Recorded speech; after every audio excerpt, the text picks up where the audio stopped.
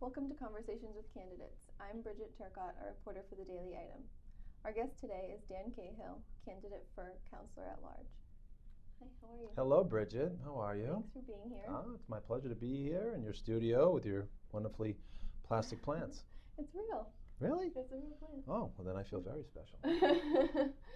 So do you want to start by giving us some information about yourself? Absolutely. I'd love to tell you. That's my favorite subject these days, especially at the waning days of campaign season.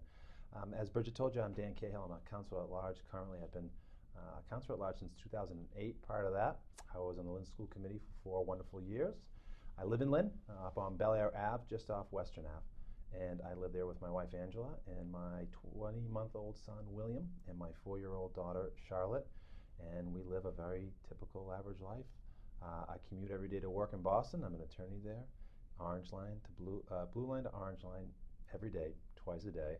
And so I know how it is to commute in and out of Lynn and the difficulties with that. But other than that, we live a very average life. My wife does an amazing job raising our children, and my parents live down on Lynn Shore Drive. That's where I grew up, and the family home is still there. And we enjoy concerts in the summertime and a lot of beach time when the weather's nice. And of course, when hurricanes hit, we're always down there too. So do you have any affiliations with any local charities or organizations?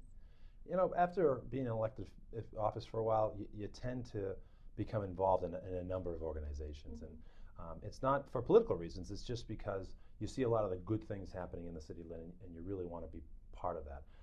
I've been a long-time member of such groups as the Friends of Lynn Beach, the Hibernian Division 10. In my younger days, I spent a lot more time down there. Now that my wife and I have 2 kids, we spend less time at the Hibernian, but we did have a lot of good times and good memories there. I'm also I'm a member of the Flax Pond Association, and I also help out with a number of community groups, community organizations. We try to attend as many crime watches as we can. Again, community group meetings that we have that sometimes they're not formal organizations, but they are organizations that, based on the neighborhood needs, sprout up, and we participate there. And I'm also a member of the Essex County Bar Association, the Greater Lynn Bar Association, and I'll probably remember a number of other groups I belong to, but I never imagined belonging to so many groups in my younger days. So what do you consider some of your accomplishments? I get asked that question a lot. What are my accomplishments? And I like to point out that as the city councilor, I'm one of 11 votes.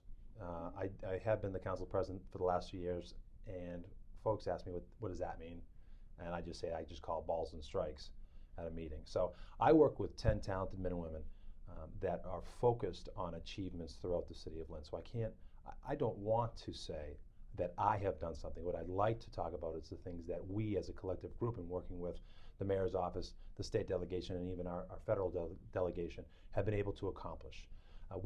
Early on, we became very aggressive at looking at economic development in the city of Lynn and how to improve that.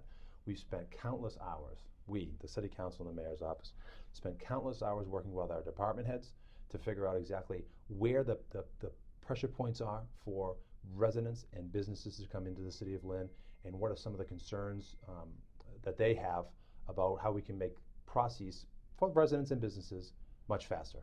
We've, through the leadership of Hong Net, who is the chairman of our Government Administration Committee, we've done 3 reorganizations in the past 2 years for various city departments to try to make those departments function better.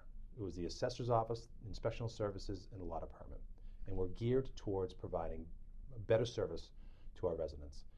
From there, we've worked with our business community, the Lynn Business Partnership, North Shore Latino Business Association, the Lynn Chamber of Commerce, to try to do some improvements around zoning.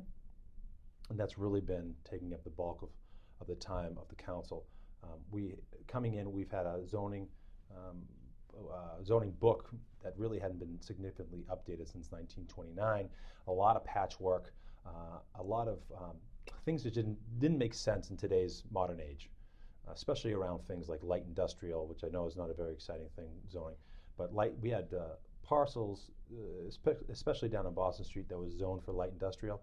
Well, then you could have theoretically put a tannery in the city of Lynn almost by right, which of course is an extreme example. But those are the type of things that could have happened. So we really tackled and continue to tackle making zoning in Lynn easier for residents, developers, and business owners to be able to come in here and make some necessary investments, because we critically need funding to fund our schools and our public safety folks and the physical plant of the city of Lynn.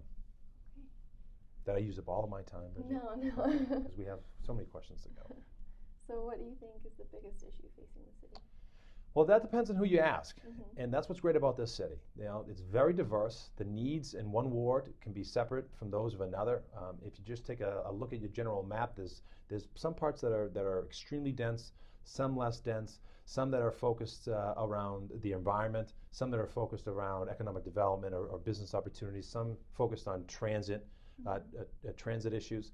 So, I mean, talking about the biggest, there isn't really this one looming issue. We have a number of issues facing the city of Lynn, both positive and negative. I'll start with the negative. We're very concerned about, obviously, public safety. You see the numbers every day that are being reported in the media about the opioid addiction crisis. Hits Lynn very, very hard, has hit Lynn very, very hard, trying to work with our state and federal folks to try to find, and our friends in those in the health care community, trying to really tackle that issue, because that is permeating through all, not just Lynn, but all four corners of the Commonwealth and really this nation. Also, the closing of the proposed closing of Union Hospital has been really concerning for the local and state officials, but mostly residents, especially our elderly and senior populations that are concerned about where they're going to have access to health care. That's a looming negative issue that we're battling right now, primarily at the state level. And of course, just general crime issues, cleanliness issues, trash in the street. You go to a community meeting and they're concerned about their streets being paved, their sidewalks being paved, trash being cleaned up, people parking on sidewalks, people parking in front of hydrants. There are a myriad of really tough issues that we try to deal with on a day-to-day basis. Of course, all through this, we're trying to educate 15,000 to 16,000 kids in our public school system and make sure that we're funding that as well. But on the upswing, on the good things that we're dealing with is our proximity to Boston.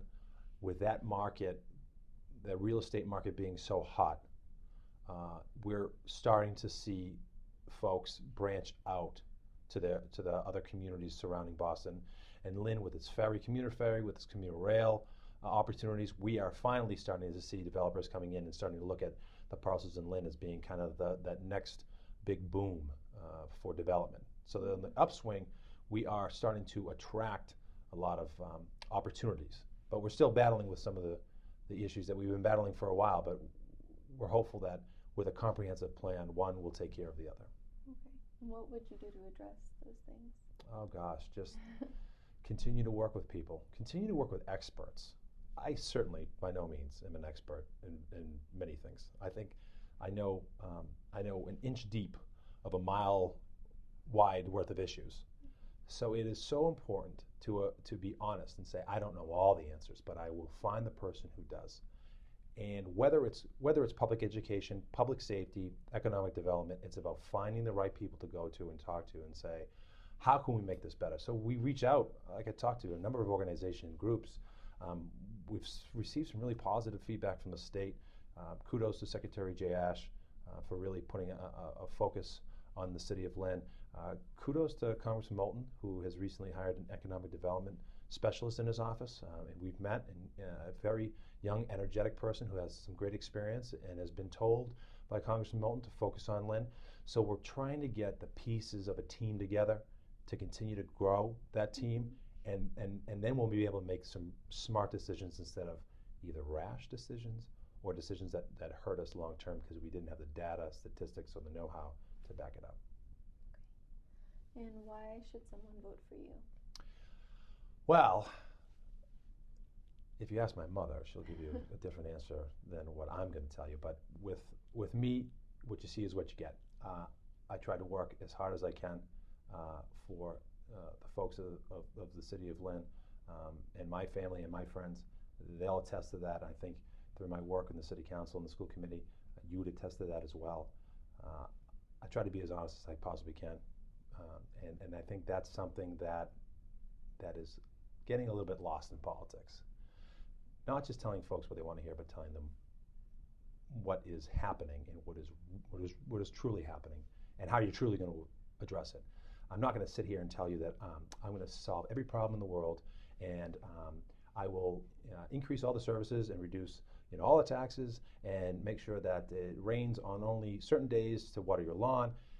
We're dealing with real issues in the city of Lynn, and we have to take tough votes on the council. And you got to make hard decisions, and that's what I bring to the table. I'm focused on making decisions for the right reasons, not for the political reasons, based on facts, statistics, and not just based on conjecture.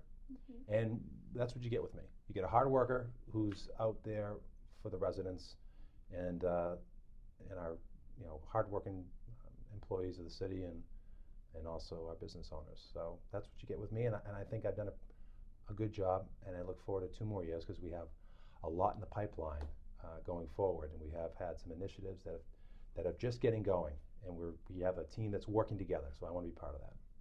Okay, great. Well, this has been a conversation with Dan Cahill, candidate for Councilor-at-large. I'm Bridget Turcotte, a reporter for the Daily Item. For more election coverage, read the Daily Item and itemlive.com.